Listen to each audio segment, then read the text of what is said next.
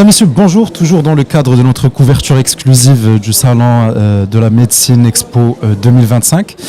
Nous recevons aujourd'hui Dr Dadoun. Dr Dadoun est un médecin esthétique qui va nous parler un petit peu de l'utilisation surtout du laser dans le domaine de la médecine esthétique. Monsieur Dadoun, Dr Dadoun, merci d'avoir accepté de nous parler aujourd'hui.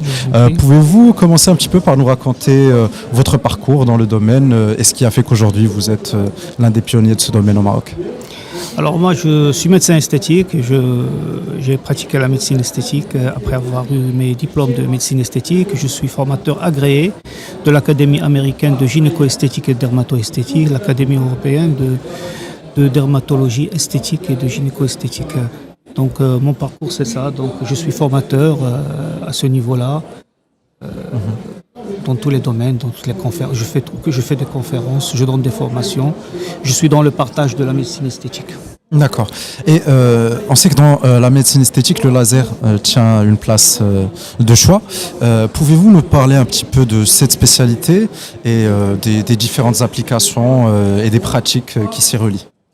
Alors le laser, il est en plein essor en matière de médecine en général, pas seulement la médecine esthétique, mais moi je prends le volet médical esthétique parce que c'est un volet qui intéresse tout le monde avec le développement de l'esthétique. En fait, il y a plusieurs types de lasers, les lasers CO2, les lasers qui sont les lasers fractionnés, les lasers chirurgicaux, donc c'est appliqué dans le domaine chirurgical et donc ça se développe au niveau de toutes les spécialités médicales et chirurgicales, ça d'une part, et puis il y a le laser vasculaire dans la vasculologie, il y a aussi les lasers épilatoires. Bon, c'est un domaine qui est très très vaste, mais qui essaie de nouer avec toutes les spécialités avec le développement de la technologie. Donc on va actuellement avoir des surspécialités en matière de laser. D'accord. Et le laser en lui-même, est-ce qu'il trouve dans la société marocaine un marché? Est-ce que cette offre trouve une demande aujourd'hui? Parce que ça n'a pas toujours été le cas au Maroc. Qu'est-ce que vous en pensez? C'est un domaine qui se développe vraiment à pas très très géant, surtout les dernières années, dans les deux ou trois dernières années.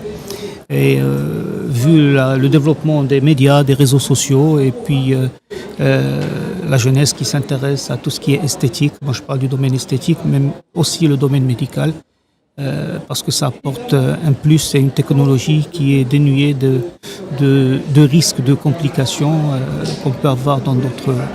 à travers, il peut même parfois remplacer la chirurgie dans certaines spécialités.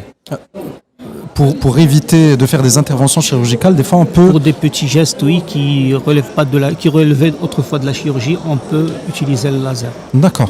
Vous avez ce matin participé à une conférence ici dans le cadre du salon. Pouvez-vous nous parler de cette expérience et de l'idée que vous avez défendue? On a une session de dermatologie esthétique et de gynéco-esthétique. En dermatologie esthétique, on a traité le volet médical à travers les hyperpigmentations et la protection solaire qui relève aussi des suites d'utilisation de laser, bien sûr. Et puis aussi, on a parlé des lasers CO2, qui pour traiter tout ce qui est esthétique avec le fractionné, tout ce qui est chirurgical, dermatologique.